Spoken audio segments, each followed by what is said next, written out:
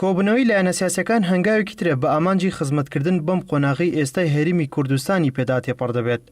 گەڕێکی دیکەی کۆبنەوەی نێوان لایەنە سیاسیەکان لە هەرێمی کوردستان دەستی پێکردوێتەوە بە مەستی دەربازبوون لەم قۆناغە ئاڵۆزەی هەرێمی کوردستانی گرتووەتەوە.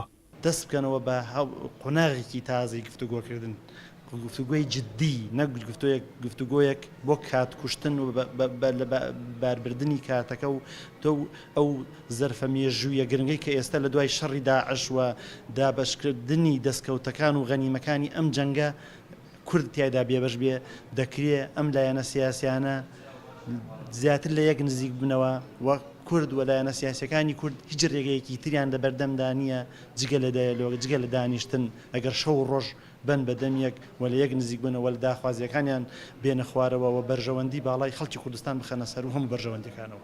بەڕای ئەم چاودێری سیاسیە هەنگاوەکانی ئەنجامدانی کۆبنەوە خزمەتکردنە لە پێناو زیاتر لە یەک نزیک بوونەوەی نێوان لایەنە سیاسیەکانی هەرێمی کوردستان. ئەم مەقولێ دووبارە کراوەتەوە کە با کۆبوونەوەکان بۆ کۆبوونەوە نەبێ وابزان بیترە بێ لایەنە سیاسیەکان پندیان لەوە وەرگرتە بێ کە کۆبوونەوە زۆر کراوە، بەڵام کۆبوونەوە کە نەچێتە بواری عەمەلیەوە بواری پراکتیکیەوە نەکردنی باشترە. یعنی تۆ هەموو کاتێک خەڵک تووشی جۆرێک لە گەشتبینی بکەیت و لە پڕەکە تووشی بێئومێدی بکەیتەوە. ئەبێ 2 ساڵی ڕابردوو یعنی تەجروبێ ئەزمونێ بێ بۆ هەموو حیزبەکان، کەسی پێ سفر ناکرێتەوە، کەسی پێ لە ناو ناچێت. ئەزمونی 2 ساڵی ڕابردوو وەرگرتە بێ کە هەمومان ویستمان یەکتر سفر بکەینەوە، کەسمان یەکترمان پێ سفر نەکرایەوە، کەواتە ئەبێت سازش بۆ یەکتر بکەین و یەکتر قبوڵ بکەین و هەمومان بەیەکەوە ئەو دۆخەی هاتوۆتە پێشەوە بگرینە ئەستۆی خۆمان. ئامانجی کۆبنەوە بۆ سەر جەمپرسە گرنگەکانی ئێستای کوردستان دەیەوێت بۆ چوونی هەموو لایەنەکان لە یەک نزیک بکاتەوە و دیدیکی هاوبەش لە نێوان لایەنە سیاسیەکان بهێنێتە ئاراوە. بۆتەی ئەم ڕۆژنامەنووسە هەوڵی جددیش پێویستە بۆ دەربازبوون لەم قۆناغا.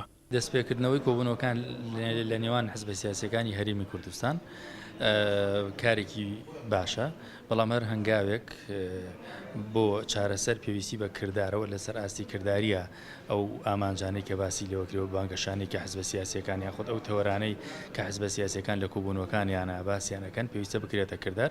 دۆخی سیاسی هەرێمی کوردستان و بەتایبەتیش پرسی ئەنجامدانی ڕێفراندۆم لە 25/9 پرسێکە پێویستی بەوە هەیە کە لایەنە سیاسیەکان لەسەر ئاستی کردداری هەنگاوی جدی بنێن لە بەرچاوگرتنی بەرژەوەندی باڵەکانی خەڵکی کوردستان هەنگاوی کردداری بنێن بە ئاراستەی چارەسەرەوە لەو داواکاریانەی کە هەیەە با بڵێن سەقفی داواکاریان بهێن خوارەوە، بەتایبەت با بڵێن ڕێفراندۆ پرسێکی نیشتیمانیەوە پێویستی بە کۆدنەنگیەکی نیشتیمانی هەیە.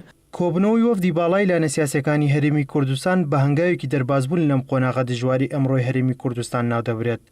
ڕای شەقامیش ئەوەیە کۆبنەوەی لایەنەکان بە جۆرێک بێت میکانیزمی خزمەتی هاوبەش بێنێتە ئاراوە لە پێناو زیاتر خزمەتکردنی هاوڵاتیان و لە بەرچاوکردنی بەرژەوەندیە گشتیەکان.